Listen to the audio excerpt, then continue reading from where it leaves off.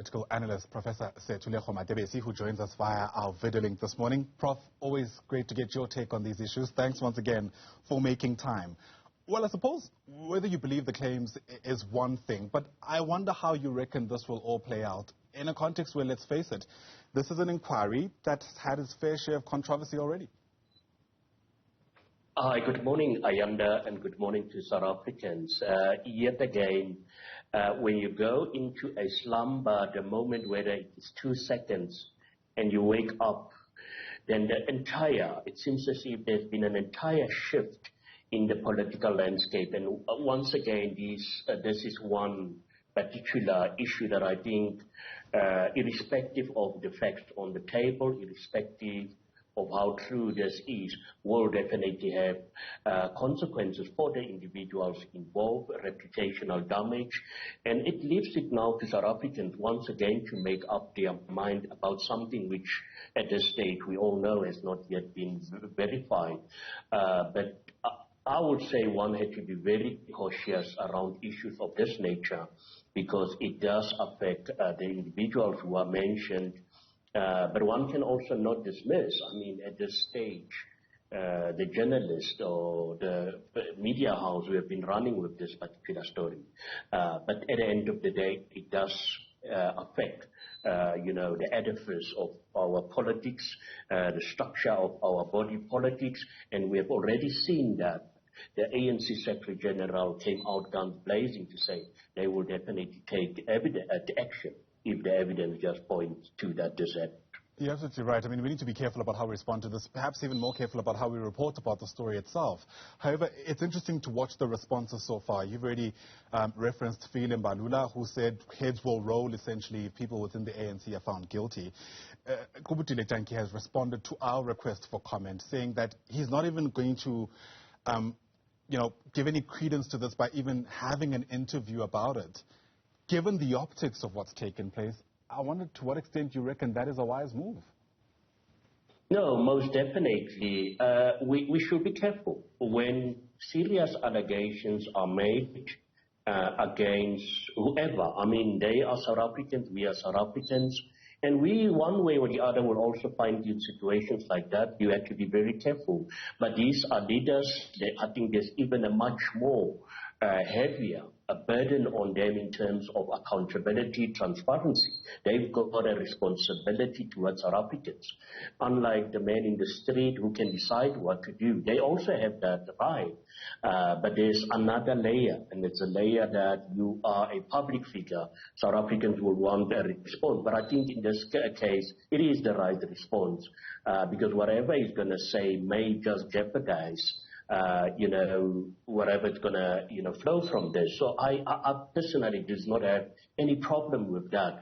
But at a later stage, it's fine what the ANC is doing, but I also have to be cautious because I've seen numerous times, and this is perhaps where my own analysis is coming in. It sometimes depends on the individual where without any evidence, already an organization will come out and already protect the individuals involved. So I really like what the Secretary General have done there in this way to say the ANC will take action without making, because sometimes you come out, you make a pronouncement, but it seems as if you already have a stance. And this is not what we see currently. But they need to be very consistent. And other times when it doesn't matter who is involved. If you're part of the organization, this is the way the organization has to respond.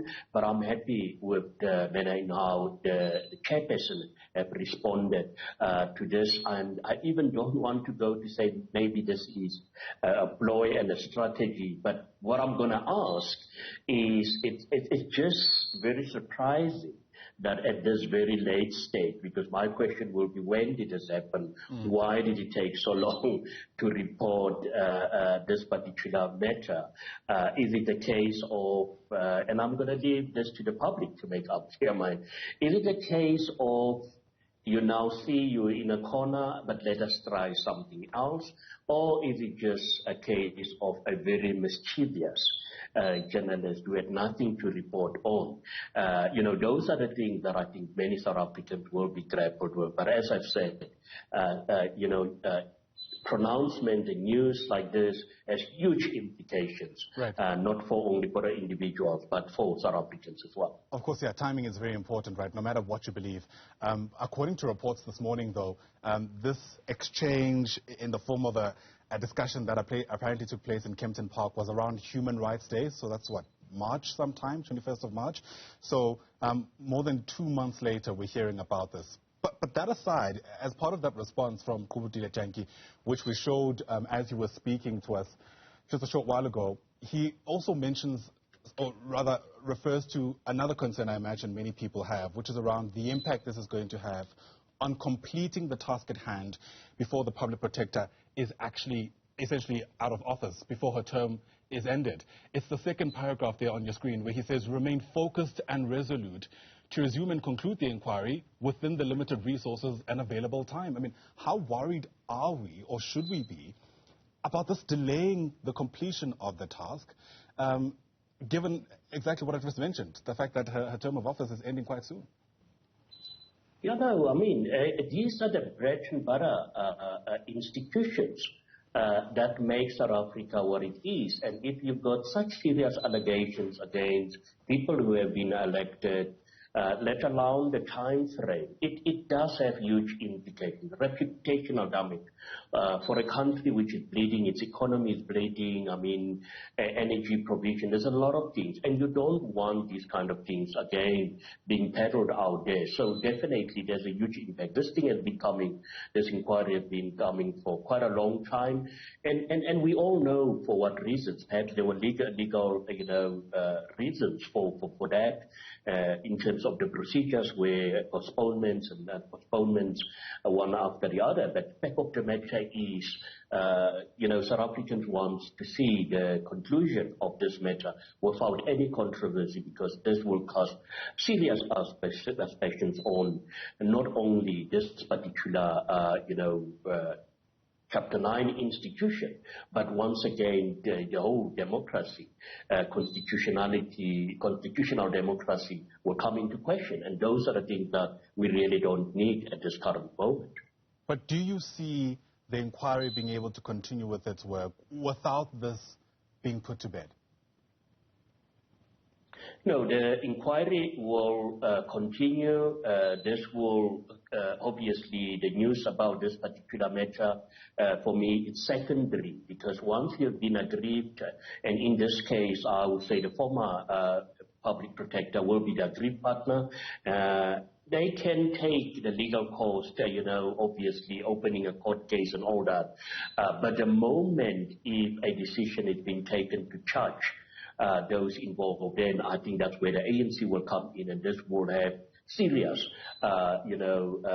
questions around whether this inquiry can continue under such circumstances. I definitely think it will have huge implications on the outcome of the inquiry, to say that you had people who wanted to take a second ride, and that is what I perhaps see what will happen, that will happen in future.